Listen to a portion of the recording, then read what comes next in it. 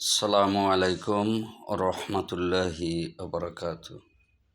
প্রাণপ্রিয় দেশবাসী, আমার প্রাণপ্রিয় প্রবাসী ভাইরা, ফেসবুকের সকল আমার প্রাণপ্রিয় বন্ধুরা, প্রিয় ভাইরা, আমরা যে নামাজ পড়ি না, নামাজ না পড়লে জাহান্নাম যে কত ভয়াবহ, এটা সূরা ইব্রাহিমের ২৯ নম্বর আয়াতে আল্লাহ রব্বুল আলামিন বলেছেন যে যারা জাহান্নামে যাবে, জাহান্নামের স্থলে যখন তারা প্রবেশ করবে, তখন প্রবেশ করার পরে দেখবে যেটা কত বড় ভয়াবহ একটা আবাস স্থল।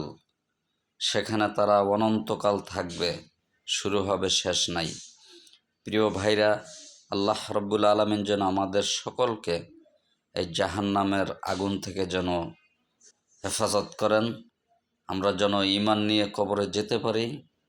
সামনে পবিত্র মাহে রমাদান মাস এসেছে, আমরা যেন আমাদের জীবনের গুনাহগুলো যেন আল্লাহর কাছে তওবা ইস্তেগফার পাঠ করে যেন গুনাহগুলো বেশি বেশি মাফ করাইতে পারি। প্রিয় ভাইরা, গুনাহ নিয়ে ঈমান হারা যদি কেউ কবরে যায়, তার কপাল জ্বলে যাবে, দুনিয়াতেও কপাল জ্বলে যাবে, ওখানেও কপাল জ্বলে যাবে।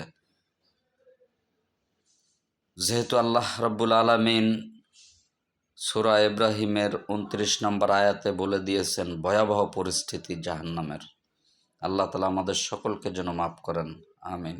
আসসালামু আলাইকুম।